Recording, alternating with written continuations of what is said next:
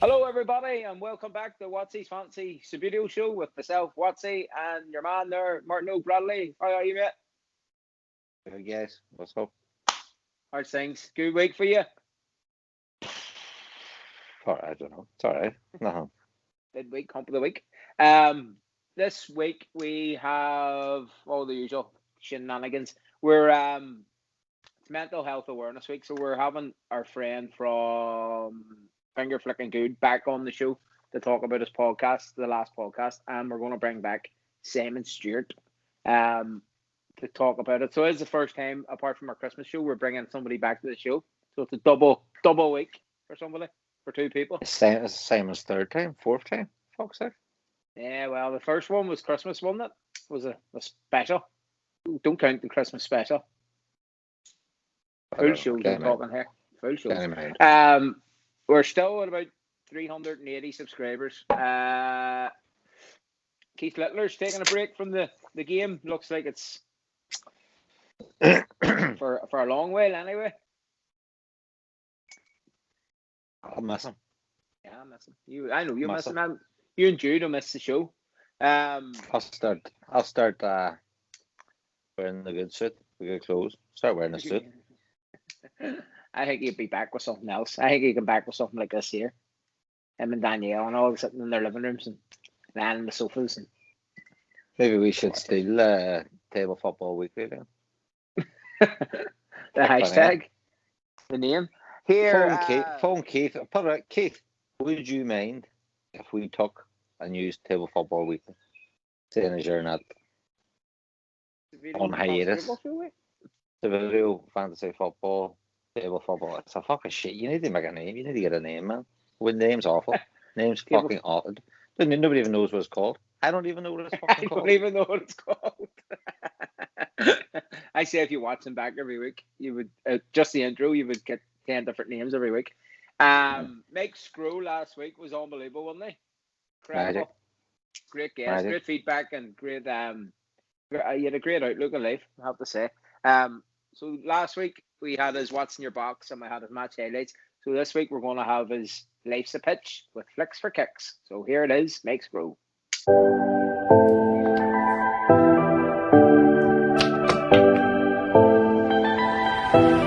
Life's a pitch, isn't it? So here's mine. Of course, first and foremost, we have the lovely Astrobase Fistive approved fast track surface. This particular bad boy is adhesive back, so it was quite stressful to put on, but ended up really well. The only thing is lines sort of flake into a little bit of white powder here, but it doesn't seem to affect play too much, so definitely going to be using these in the future. For the goals, I have my own Canada Flicks Delta prototypes. What makes them prototypes is they have this flexible mesh. It's actually plastic, and this helps keep the ball in a little nicer. A couple studs on each side that you can remove. A little test thing I was trying to do to improve storage. This base stays and the top kind of comes off here. A little recessed area in the back so the ball can sit nicely in there. Helps keep the ball in there as well. And although it is technically PET plastic, PET is very, very durable, and as you can see, I'm applying quite a bit of force to that, and it's definitely not like those old Subbuteo goals. In the corners here, we have the Canada Flicks spare goalkeeper bench, the flicking goalkeeper bench, just an area, a little designated area to keep your spare goalkeeper. Recent addition is this piece of felt here, keep that polish on nice and good. Last but not least, we have the Canada Flicks tournament match kit, or match kit, whatever you want to call it. Storage area for 3 balls, nice Canadian loonie or corn of your choice in there, and then yellow, red, and orange cards in case things get a little too rowdy. Streaming setup in the corner for when tournaments are officially on. And Canada Flicks Cup, you can see kind of representing up there. Hasn't been awarded in quite some time, but I'm sure we'll get back to action soon. So yeah, that's about it.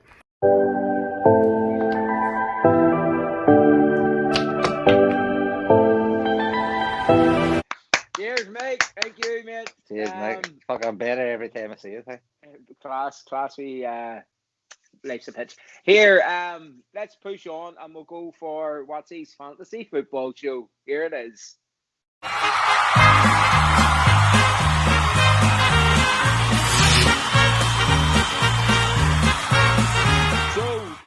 this week, it's looking very, very unlikely that We Are Groot is going to be caught. So Brett Ashley is already sitting on 104 points, and there's still matches to play tomorrow night.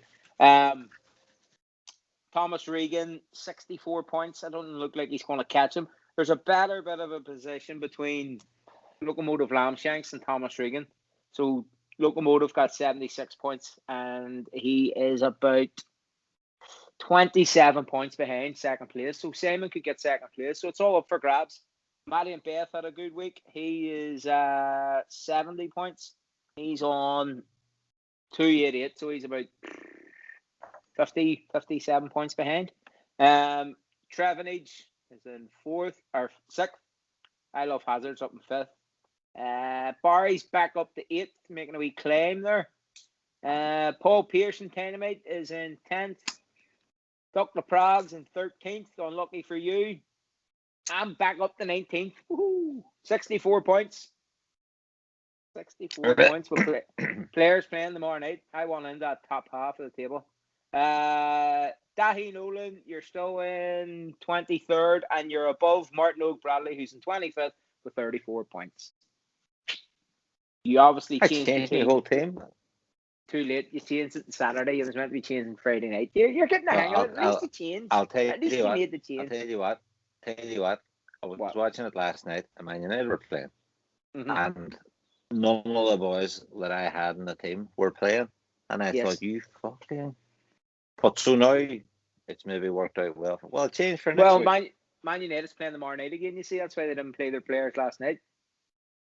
Because of the whole Liverpool. You're not getting them players. So this is your team for this week. Is let's keep an eye on the time.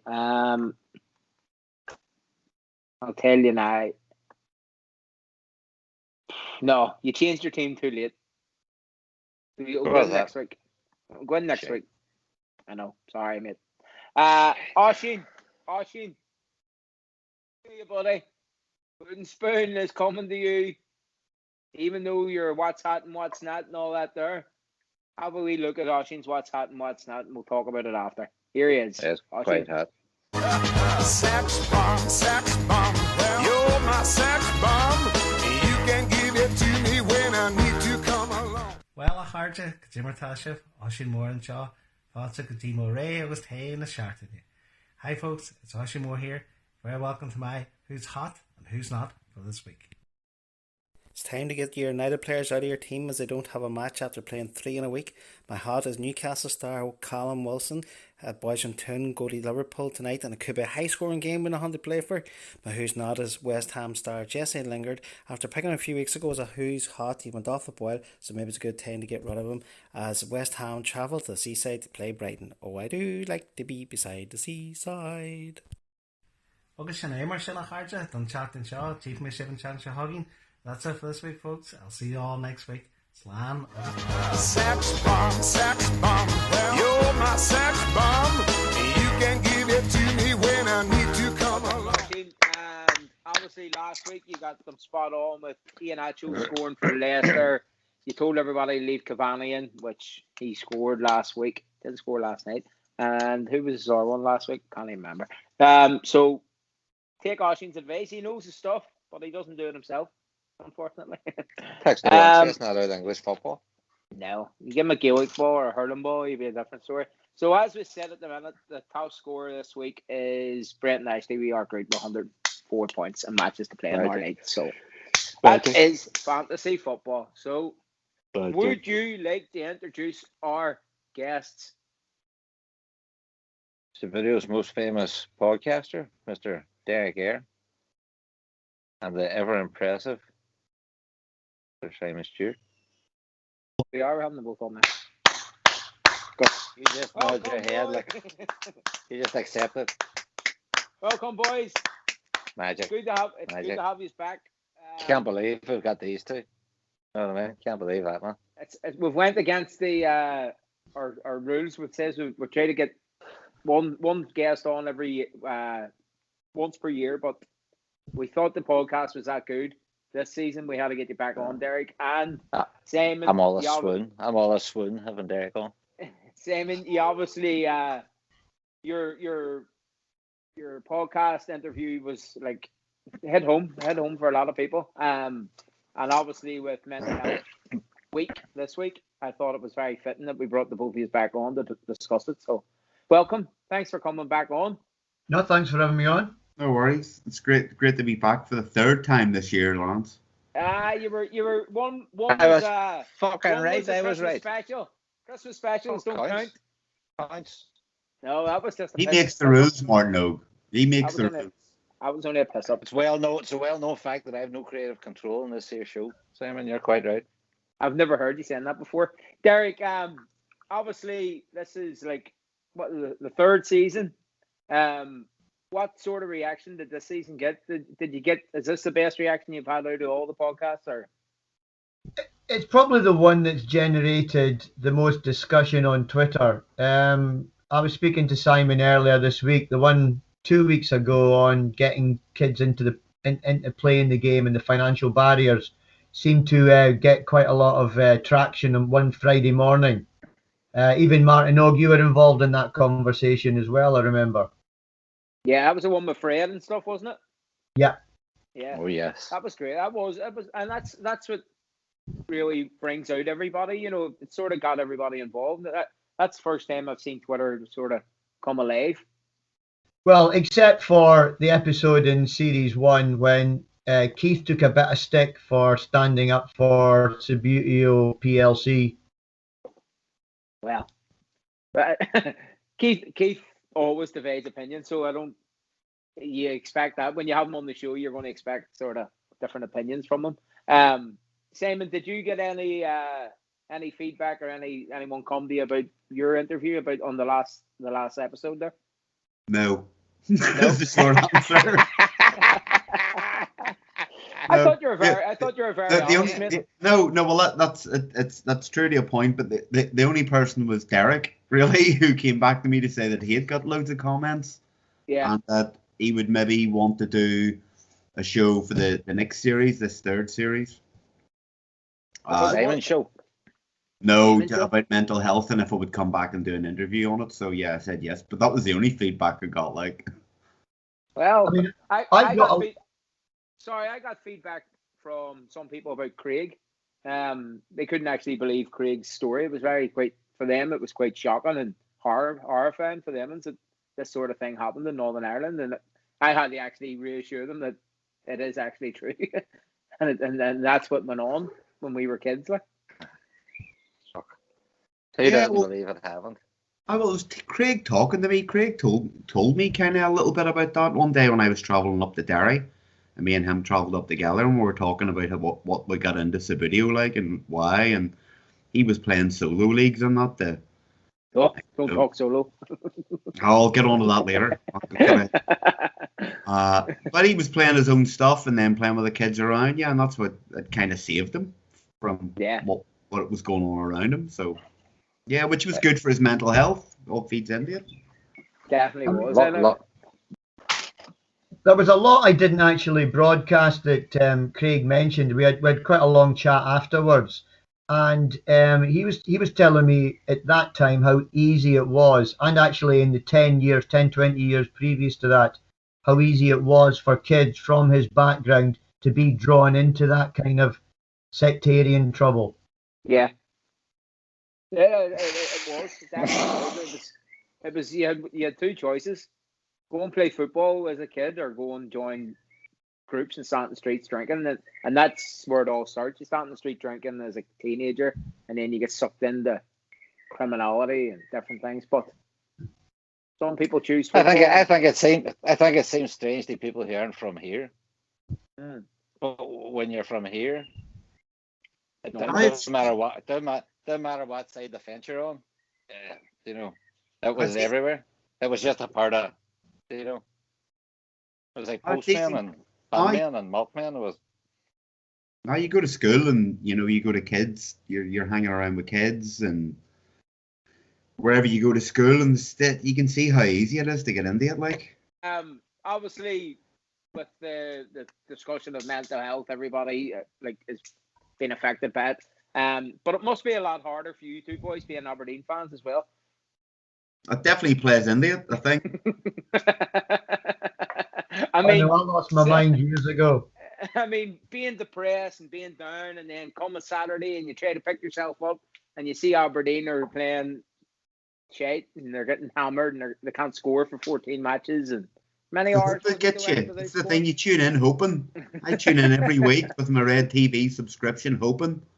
And that's the hope that gets you. I don't know, many years it was, but years and years. And every year the old firm get knocked out and you think that's our year, and then we end up getting knocked out by Queen of the South or Dundee United or whoever. It's a shit show, boys. Yeah, it doesn't help. We do everything to let you try and win it, and then you still mess it up. That's the Subbuteo League. That's Scottish League's the Subbuteo League, anyway. Don't be saying that, Marno. Well, it's a Subbuteo League. Coming from the man that follows amateur football. Go ahead. Rangers and Celtic. I was going to say that I saw something funny on Twitter last week. Aberdeen announced that they were taking nominations for Player of the Year, and somebody who Simon and I follow, Hutchie, said that's a brave decision going for a Player of the Year. And then they also tweeted about a goal of the season, and I said, well, that should be a much easier pick because they haven't scored that many. You had a bad year, didn't you?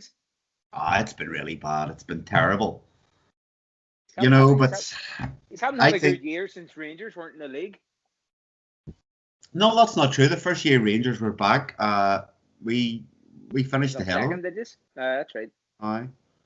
But it was a couple of years before that. I think the problem for Aberdeen was they just got Brendan Rodgers Celtic.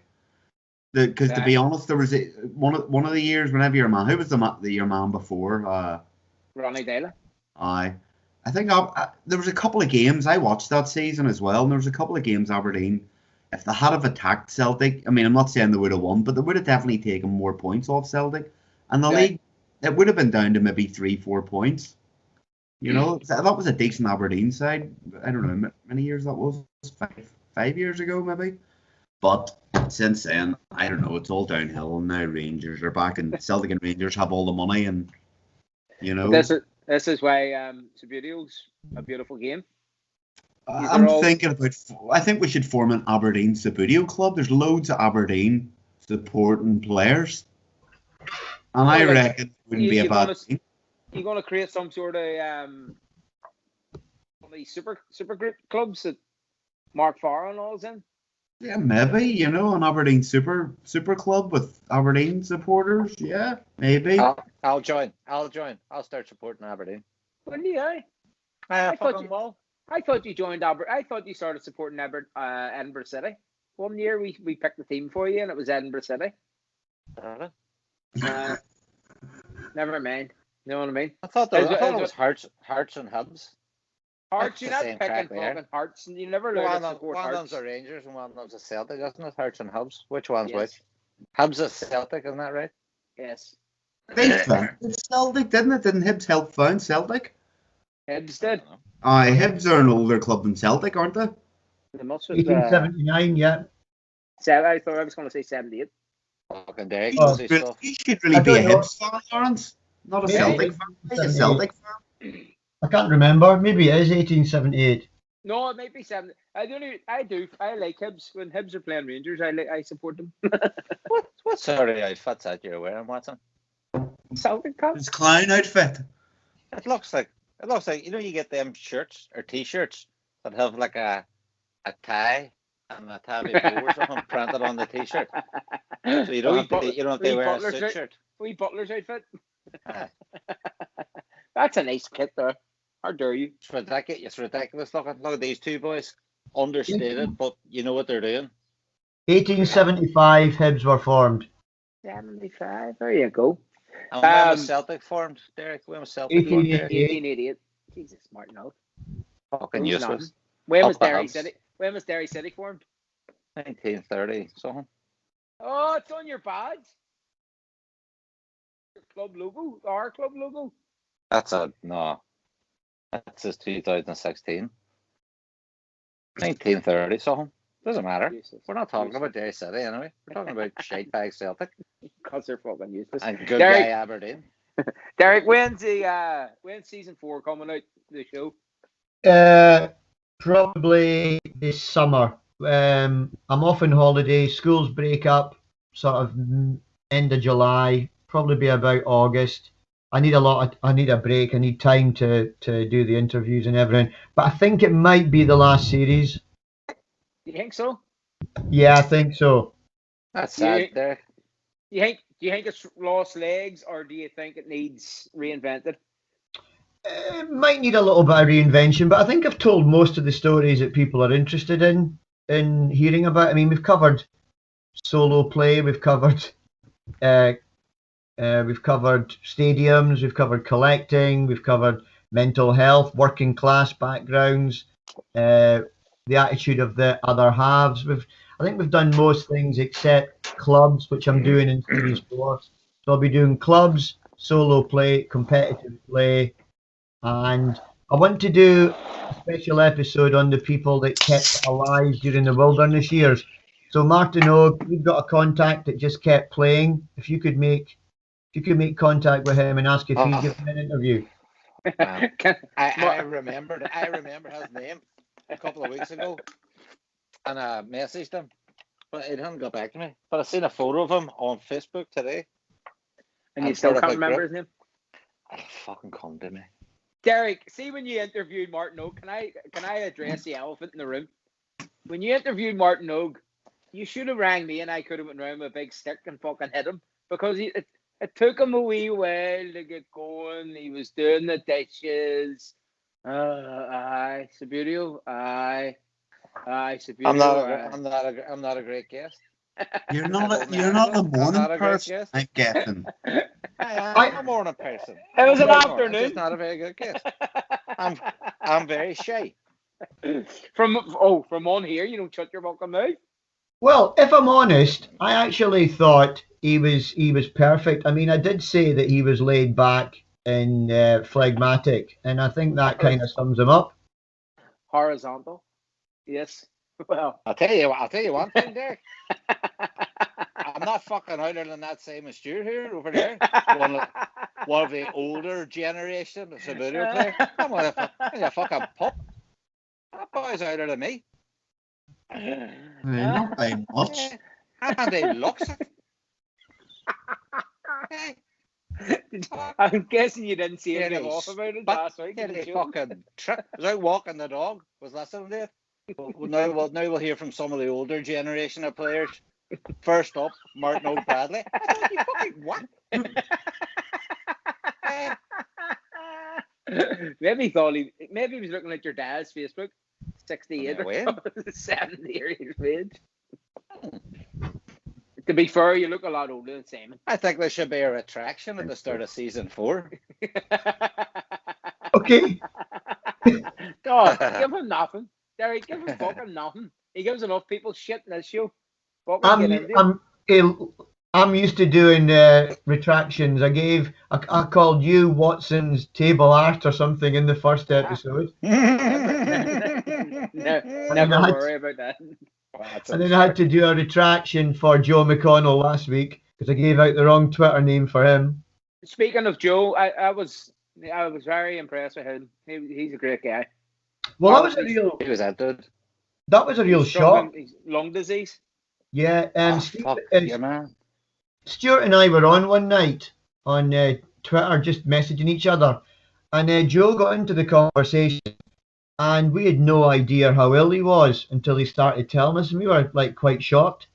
So when this episode came around, I thought, well, I've got somebody who's on talking about mental health. We've got somebody who's on talking about actually staying alive during the troubles. I don't have anybody who's got a physical illness.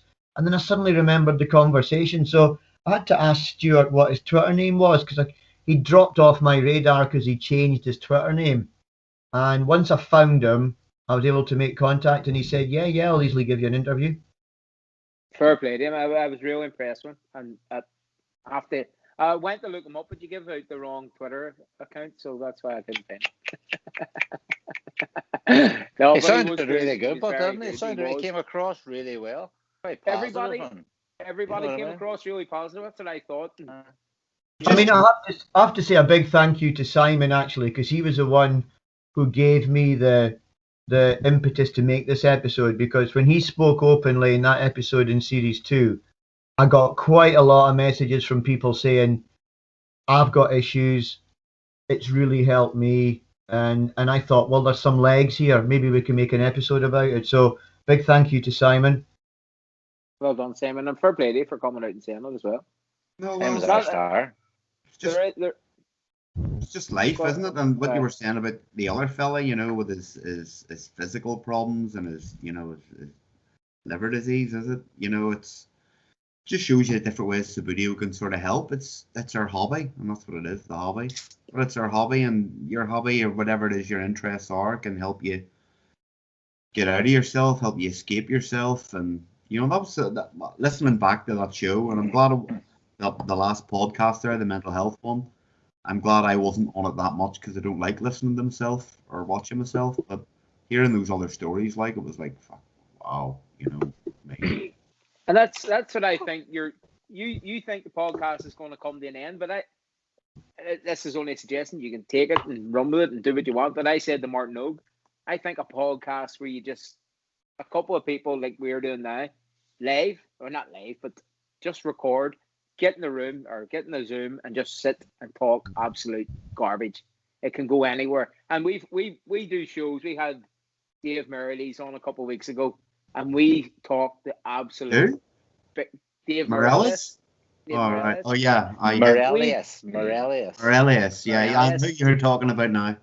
We talked the biggest load of shit, and we didn't even record it. And I said to Martin Oak, that would have been the funniest podcast ever. We were talking about, I wouldn't even talk about it. There's biscuits involved, but it was mental. And I was thinking, Right, forget that. if you, You know just when you're- sat down, You know when and you're talk, 16, you know when you're Don't- 16 or you're 17, and you're sitting with your mate, and the two of there's you are kids, getting there's bombed, kids watching, this, getting kids bombed, watch this. smoking dope, Don't and you don't- start sitting, chatting, shite, and there's all nonsense coming out of you, and somebody says, cut. "This is fucking genius, man. We should be This is tipping this." My, You know, that's what he wants to fucking do. what's the world But he lives in? But that's a good podcast. I think if you listen to podcasts like football podcasts or the Peter Crouch podcast, it's just a couple of lads set out to talk about a subject of football, and it just goes so many different ways, and it gets lost.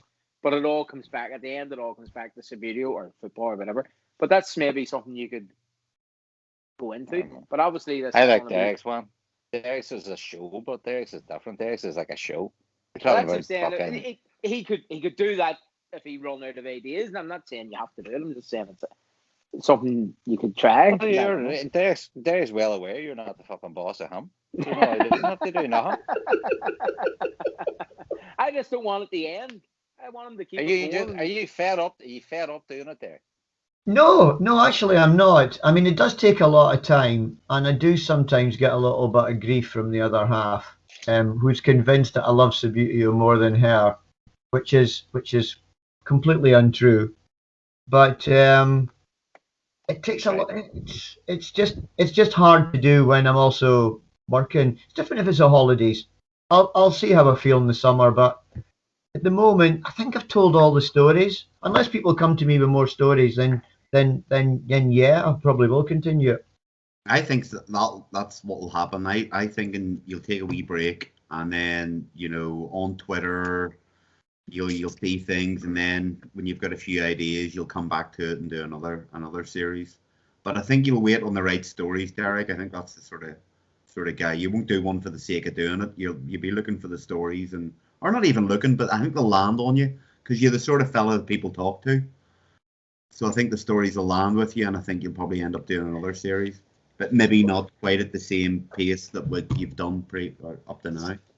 No, Well, I mean when I think about it, this will be. I mean, by the time I come round to do the 4 series, it'll be the 4 series in a year, Aye. and that's a lot. And I think I was conscious that I knew lockdown was going to come to an end. We were going to return to normal at some point, and I just wanted to keep the community together and talking and speaking to each other and communicating. So I was, I was conscious that time was running out, and that's why I think that maybe I've rushed too many episodes, too many series in a year. But I was conscious that this was a wave we were riding. We're not going to have COVID again. Where people are going to be inside and they're going to have time to start playing again and start collecting again and start painting again, start stadium building again. So I just felt this urge to get as many of the stories out there in a year. Breakdown I'd have probably been the main story in the last episode of the series if I'd done it like that. Well, that's one thing you don't want to do. I mean, you don't want to risk losing your marriage or losing fucking your relationship or whatever because you're spending so much time doing Subbuteo. And that's what I think. Well, I know for a fact that's part of the reason my marriage broke up this year, because I was doing painting, I was doing this show, I was playing Subbuteo. So one thing I would say is, if you can avoid that sort of thing, don't get too deep into it. And I think it happens with a lot of the top players as well. They become too obsessed with playing Subbuteo and they forget about their social life and their other life outside of Subbuteo. Do you know what I mean? Going away, traveling around the world to play Subbuteo, and their wives are going, he's away playing a game, a toy game, a kid's game, as wives see it or partners see it.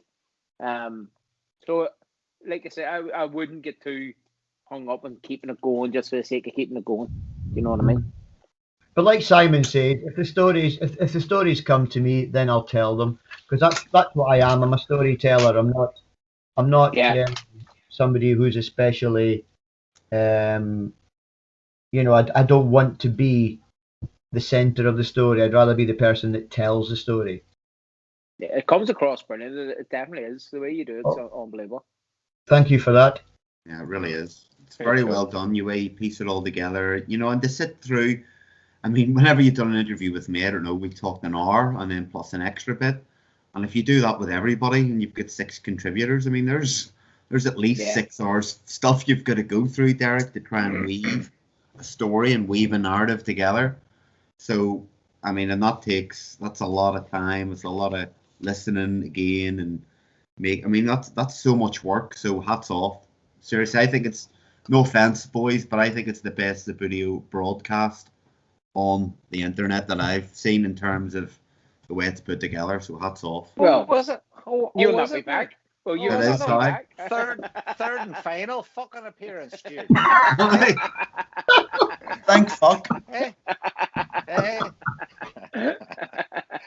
No, you're right. I agree with you. It's fucking brilliant. What I like about all the broadcasts, I mean, your broadcast brings it just brings a level of fun and levity to it, because I think sometimes we can take the hobby too seriously. We've got our heads up our backside sometimes. And you lot, I mean, especially you, Martin, you know when to stick the pin in the balloon, don't you? And just to bring it all down. Oh. And I think that's what makes your show your show. And then you've got Netflix. I mean, you're saying to me there that I should just have a podcast where I sit around and talk nonsense for an hour, but that's already being done by 4 of you. Oh yeah, well that's there is a topic picked out. And again, people tune into that because there's a theme to it each week. It's the most disgusting kit, the best goal. And then you've got Keith, who I think sets a high standard for everybody with his Table Football Monthly. You see the production values on that, and they're unbelievable. He owns a TV studio. I know, that's what I'm saying. The production values are amazing. He sets such a high bar for everybody else. But the only thing is, he's given it all up. I know. He couldn't handle the pressure. But game of the day is another one that is just chock full of fun. Game of the day is brilliant. Them boys just don't care. They are too. That is, they haven't grew out of Subbuteo, if that makes sense. They are the 2 kids that played Subbuteo at the house when they were 10, 12 years of age. And they're still just going, you see the way they carry on. You can't stop Big Chris talking. Big Chris doesn't shut up. And Big Dave's like, would you shut up? Fuck, I'm trying to do something here. That is class, so it is brilliant. I love it. It's so good, but like you say, there's a lot of stuff about, and the good thing that I said to you as well, Derek. The good thing is people always send you messages saying, "Oh, you've got me through lockdown," or "You've got me through depression," or "I'm having a bad time," and your show's this and you.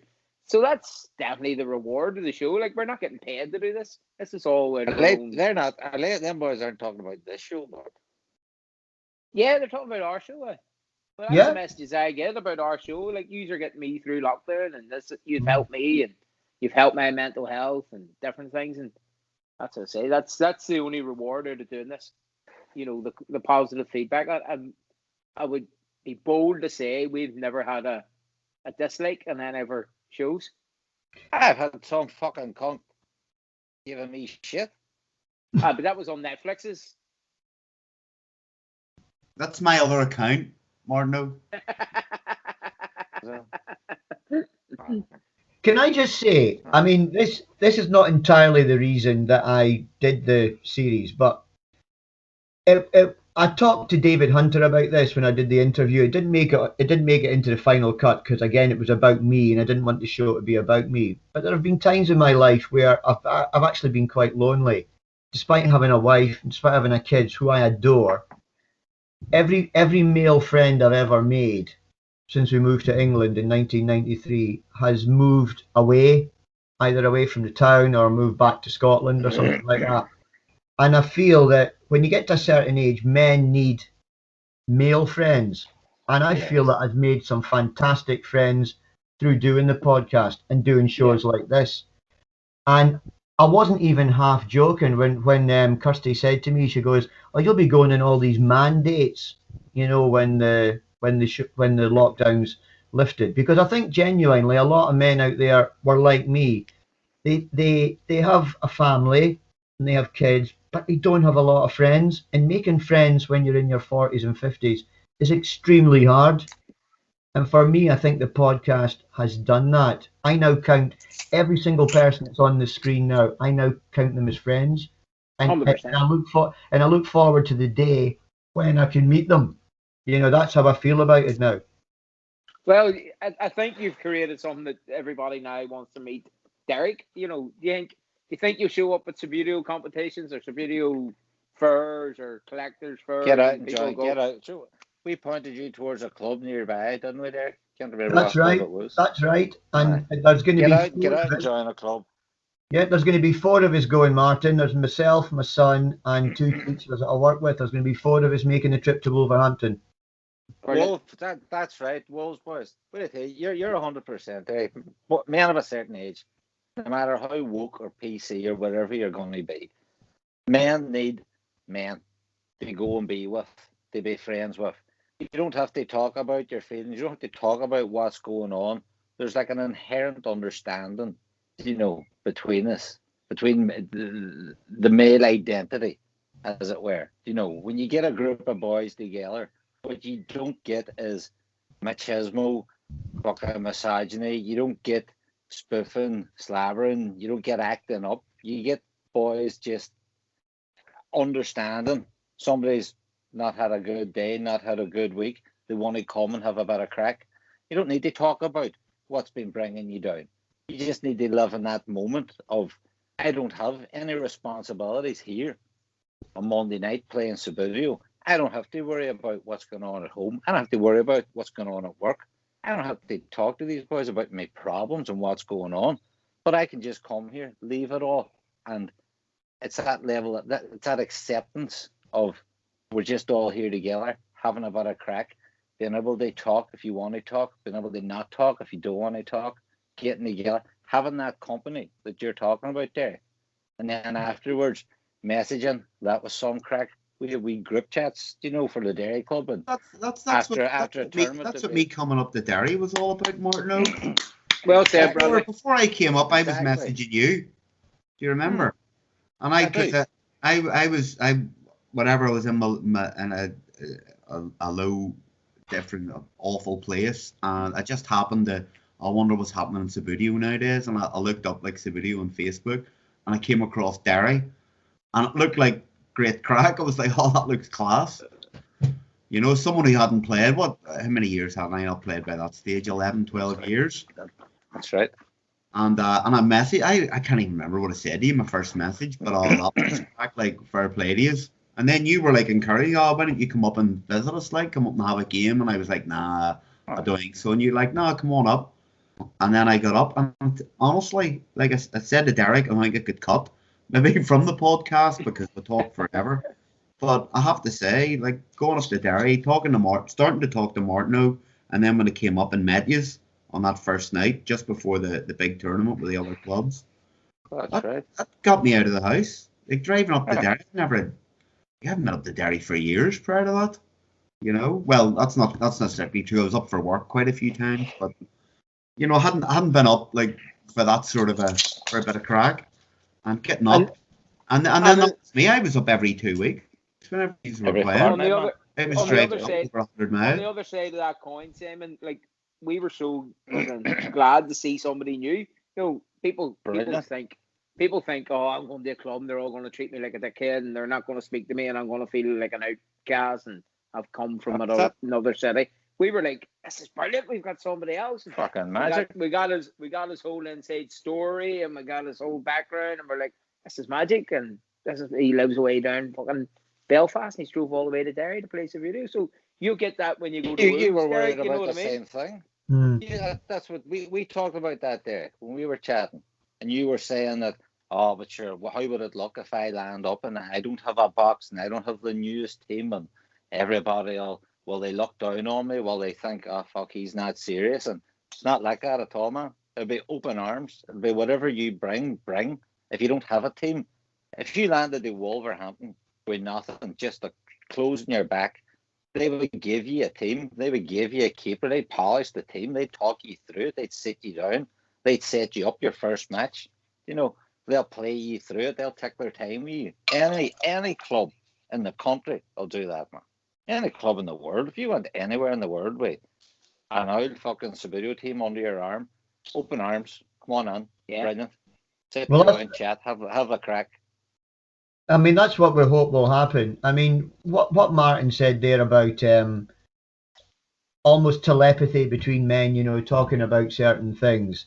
It's true. When you go out, we talk about serious things, men, don't we? We talk about football and we talk about music and we talk about films and we talk about books. We don't talk about stuff like sex and gossip at work and who's doing this and doing that. And I think, you know, that's what leads to a lot of mental problems with men. They've got nobody to talk about those things with. They've got wives, they've got children, but they may not share their interests. Well, I'll tell you something that happened just this weekend, and Martin will confirm it. I was in a bad place on Saturday and text Martin Oak, any chance you want to come down for a few games to Subbuteo, a few beers, and he couldn't. He was busy, and I was just saying, I've been in Belfast. My mum was sick. I'm obviously separated. I'm on my own. I came home to an empty house. And I was like, I need somebody around me. Obviously, Martin says he was busy. I got somebody else, and I went out. And I do talk to Martin, and I do talk to my friends and tell them I'm feeling shit and having a bad day, whatever. And they're great. They want to talk to you. It's not like, oh, ways up, mate. You're a big grown man. Grow up. You know what I mean?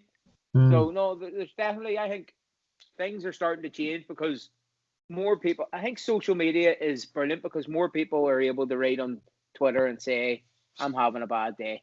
And people will come right underneath their comment and say, well, what do you need? Do you need a hand? You need a chat? Send me a private message. You know, I think social media is helping people come out of, whereas before there was no social media. So the only option you had was to go and say to somebody, here, I'm having a fucking bad day. I'm not feeling great.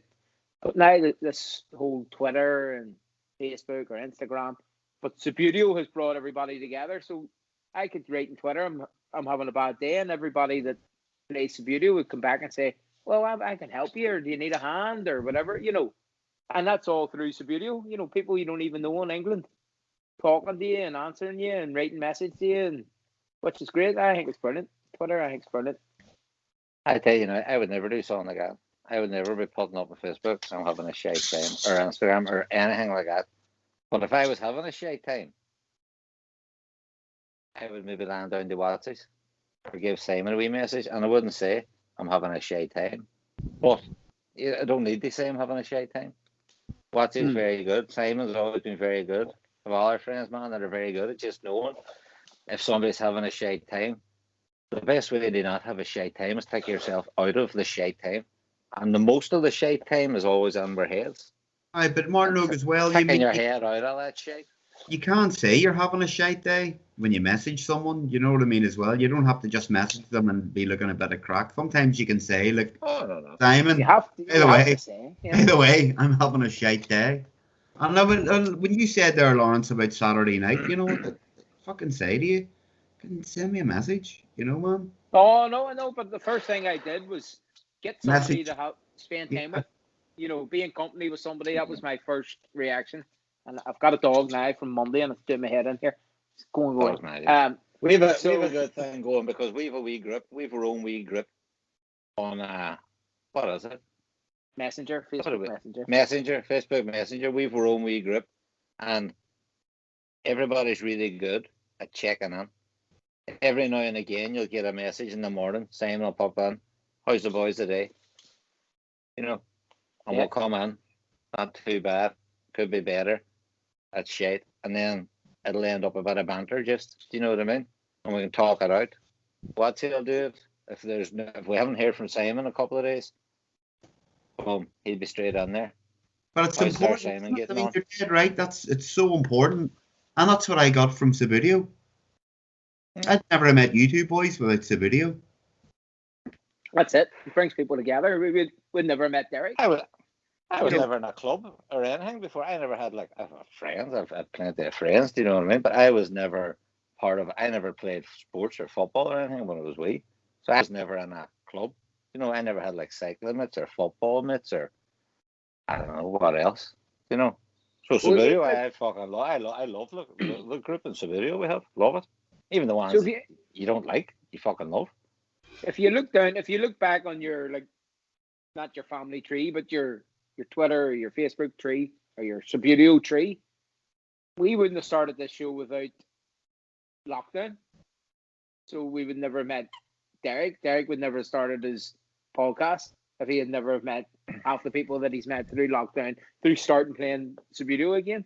You know, Simon would never have met me and Martin Ogue without starting back to play Subbuteo again. So, I mean, Subbuteo has brought us four together. And then if you look outside this circle, it just gets bigger and bigger. You know, Stuart Grant and Tim Westwood and everybody. And it gets bigger. Keith Littler, you know. It has so many branches and it has so many people and you've made so many new friends. So I think Subbuteo is definitely saved people's lockdown. Not legs, it's the greatest game. It's the greatest game in the world, man. It is. I agree. Maybe Monopoly. It's better than Monopoly. Monopoly just causes fights. Monopoly's not but a So does Subbuteo. It spoils Christmas. What about the Monopoly? You know, Let's spoil a good argument. Hang out Subbuteo. Solo, I play solo. No, you don't. I play on my own. Well, here, actually, I want to say something about solo and in relation to mental health as well, okay? It's mad. You're right, Simon. It's mad. I agree 100%. It's fucking mad. It is a bit mad and that, right? But I've tried it, right? I've got a confession to make. Before I came to Germany, I tried solo Subbuteo.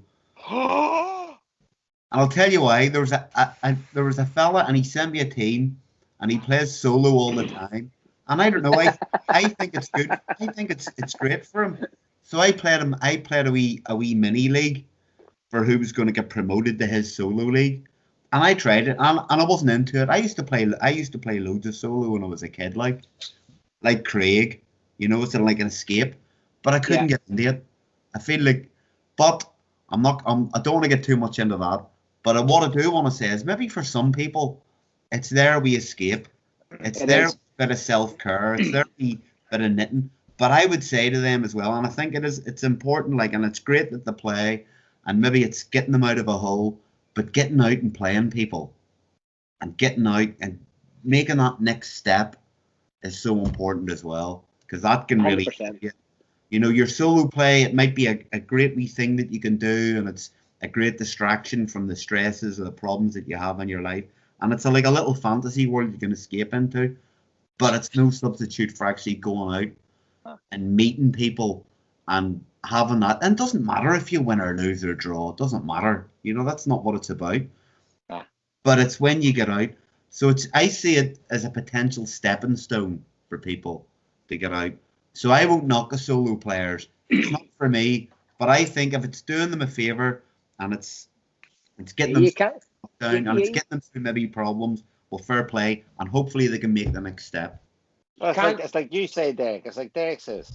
It's hard to make friends when you get to a certain age. It's not like you're 10 or 11 and you just go out the street and everybody's playing football and you get a side and you just join in, And you can have loads of friends, but you're maybe strung out in Subbuteo and it's all you're thinking about and you really love it, and none of your friends like it and nobody's interested in it, and then that's lonely as itself. Do you know what I mean? And you can withdraw and do that. Do you know what I mean? In your own wee spot. But if you get out to a club and like-minded people, Jesus, our club. I mean, chalk and cheese. There's no two people the same in that club at all. But I think as well, I think it's important. Something else that's important for us, like players who are in clubs, is to bear in mind when someone comes in who's a newbie and maybe they've been using the old wobbly bases, is not to tank them 8, 9, 10-0. That's not the way to go. We should be there for the crack. And some people go, it makes you a better player. It makes you a better player. But maybe, but it's not going to make them a better player if they don't come back. But we've always had the ethos over here in Ireland, which come from Craig and Mark Farrell, and that if somebody was brand new or was no use, or not no use, but if somebody wasn't as good as say somebody else that they were playing, they would get the 4. If somebody scored 4 goals, like Mark Farrell, the Farrell 4, scored 4 goals against you, no more. Or mix it up. Scores, and then they start coaching. And once he scores 4 goals, they start hitting his own players saying, it's your, I've done that. You take a flick now, get you. And then it starts slowing down, take your block. Maybe if you flick this guy instead of that guy, or do you know what I mean? Or I'll not take a block, you take a shot. Without saying, I'm not taking a block, you take a shot, And that's the way Kenny Beggs a different story. Or use yourself, or you get them on the pro bases and you use the wobbly bases. I done that in Hamburg. I give that a go. I never used the Zugos before, and somebody new came along and he was using the pro bases, and I thought, right, I've never used the Zugos before. With a box in the box, I'm going to try them, and it was great crack because I was crap, and he wasn't so great. It was like 1-0, 2-1, something like that. But it was real, you know what I mean? It was better, and he'll be back. Yeah, that's what it's about. We've got to encourage them, and there's no fun either. You've the game won before you've even started. There's no need for it. No need for it at all. No, that's it. You see a lot of that in England. Come back. People getting hammered, 10-0, 11-0, 14-0, all this shit. That's no good. No, you're just pushing people away from the game. There's no point in doing that sort of thing. Do you know what I mean? You get what satisfaction do you get beating somebody 14-0, 0? Obviously you're walking around them, and they're not able to play you if you're scoring 14 goals. So no, that if you're going to like a festive tournament, a big tournament or something. Yes, that's totally different. Boys will get their goal scores up because of goal difference. But I don't agree with that either. I've played in festive tournaments. I remember playing in Belfast, and I was playing some young fella from Scotland. I think he was over, and I went to 4-0, and I thought, I could have kept going and gone. I would rather go out. I'd rather go out in goal difference than do that, to be honest. You're a nice guy. You're a nice guy. You're a special sort of being, Simon. We all know that. Oh God! What's the point? What's the fucking point? I'm not going to win the tournament anyway. What's the point? I'd rather go out. Some boys think they could win the tournament, and they want to get their goal difference up, and that's a different. You're never going to encounter that level in general. Do you know what I mean? If you go to a club, if you go to an ordinary club night, joyless individuals. You're not going to see that. Joyless individuals is right. Yeah, what you've said there, everywhere. What you've said there, Martin, is true. You said that they probably think they can win the tournament, but in reality, the same faces rock up at these tournaments all over Europe, and it's usually the same people that contest the final. It's like It's like people who went to Wimbledon every year when Roger Federer was there thinking, oh, I'm going to win this year. There's no chance of winning it. Same people that went to Paris thinking they were going to beat Nadal. They were never going to beat Nadal. He won what, 5 or 6 or 7 on the trot, you know. And I think I think Simon's got, you know, a remarkably big heart to do what he does, because not a lot of people would do that, but maybe more of them should. Simon is one of the world. Simon is one of this world's good people. Yeah, well, Oh, don't say that. Right, boys. Well, I'm going to wrap it up. It's been brilliant to have you on. Very, very, very good show. Very, very touching subject. Obviously with mental health. So look after your mental health, people. And thank you to Derek and Simon, and appreciate your time. And Martin Oak, anything you want to add? Yeah, thank you very much, boys. These are absolute pleasure to have on. Derek, lovely to see you. I'll be listening out for that age retraction at the start of season 4. Other than that, hope you keep you got going. it. You got it. Really looking forward to season 4. Really looking forward to it. And Derek, if you're getting him on, I'll go around with a big stick and poke him. Well, you'll both be on, But I've got to have you in separate rooms, because I'm going to be asking you about how the club got formed, and I want the different stories so I can have a little bit of controversy. Oh no, it's straightforward. It's straightforward. straightforward. Our club's it's straightforward, but who owns the club's a different question. My club, Derek. Don't ruin it, Derek. Don't ruin it. Save it. It's his YouTube show. My club, Derek. It's not your brother's club. Technically. Oh, there we go. Technically. Right. Our club it's a benevolent dictatorship. Derek's new podcast. Right, boys. Thanks a million. Appreciate your time. Thank you. Thank you. Thank you And very keep your much. heads straight, everybody. Talk to somebody if you need some help. Brilliant, boys. Thank you so much, and thank you. Everybody opened up there. It was great. Or introduce your milker. If he has anything for us this week. It has something. All out, man. For the lips himself, Craig Stewart. Bring it on home. We're having a party. We'll be swinging, dancing, and singing. Come on over tonight. You'll need the address to find out where we'll be. Music playing halfway down the street. Oh, baby, come on over to my place. Come on, we're having a party. We'll be swinging, dancing, and singing. Come on over tonight. Of dancing, start getting slow. Part of the evening, lights way down low. Oh, baby, come on over to my place. Come on, we're having a party. We'll be swinging, dancing, and singing. Come on over tonight.